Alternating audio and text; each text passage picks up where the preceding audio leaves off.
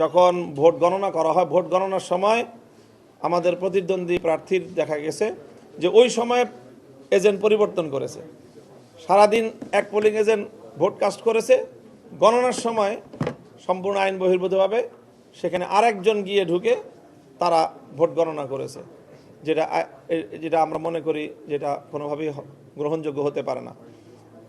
তো এইভাবে বেশ অনেকগুলি আসন থেকেই আমাদের পোলিং এজেন্টদেরকে বের করে দিয়ে অথবা পোলিং এজেন্টদেরকে তাদের স্বাক্ষর ছাড়াই একতরফাভাবে ওনারা ফলাফল প্রকাশ করেছেন।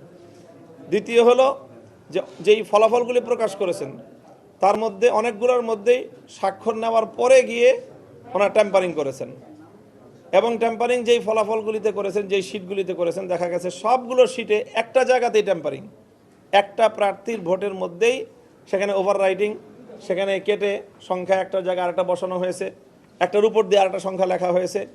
এই সবগুলি ঘটনা একজন প্রার্থীর ক্ষেত্রেই ঘটেছে, অন্য প্রার্থীদের ভোটের সংখ্যার মধ্যে এই ধরনের কোনো শিটের মধ্যে নেই। এটা হলো দ্বিতীয় কষ্ট। এতে প্রমাণ হয় যে পরিকল্পিতভাবে ভোট গণনার শেষে একজন প্রার্থীর ভোট বেশি দেখানোর জন্য সেখানে পরবর্তীতে সেটাকে ওভাররাইটিং করে ওটাকে বৃদ্ধি করে দেখানো হয়েছে।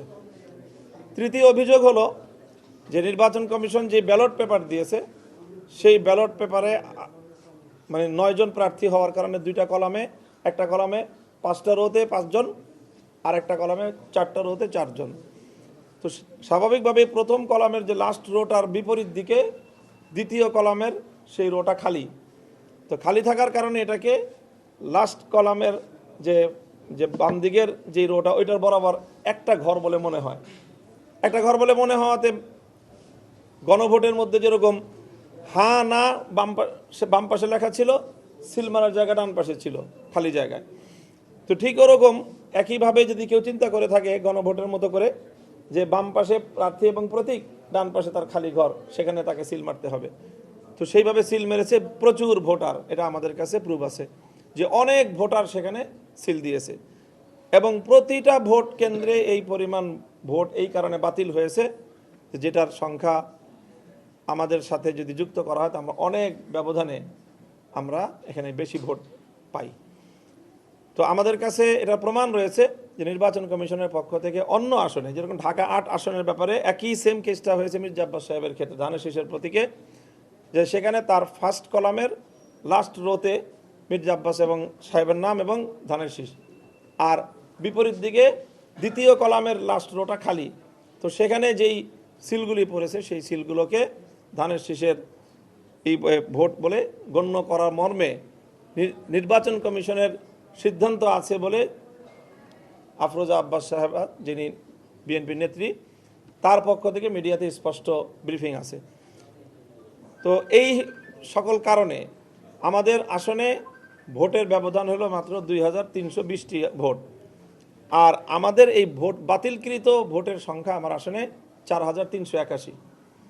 তো আমরা যেটা ধারণা করছি যে 4381-র মধ্যে মোর দেন 80% ভোট, এটা আমার সেই ধরনের ভোট যেই ভোটটা নির্বাচন কমিশন বিভ্রান্ত করেছে জনগণকে, এবং সেই জনগণকে বিভ্রান্ত করার দায় আমি মনে করি জনগণের কাঁধে না চাপিয়ে নির্বাচন কমিশনের নিজেদের কাঁধে এটা দায় নেওয়া উচিত। এবং এখানে যে নির্বাচন কমিশনের যে বিধি আছে সেই বিধিতে এটা আছে যে যদি কোথাও সিল পড়ে সেই সিলের কোন প্রার্থীকে ভোট দিতে চেয়েছে প্রার্থী এই ভোটার, সেই তার ইচ্ছাটা যদি শনাক্ত করা যায় যে সে এই প্রার্থীকে ভোট দিতে চেয়েছে, তাহলে সেই ভোটটা সেই প্রার্থীর ঘরে কাউন্ট হওয়ার কথা।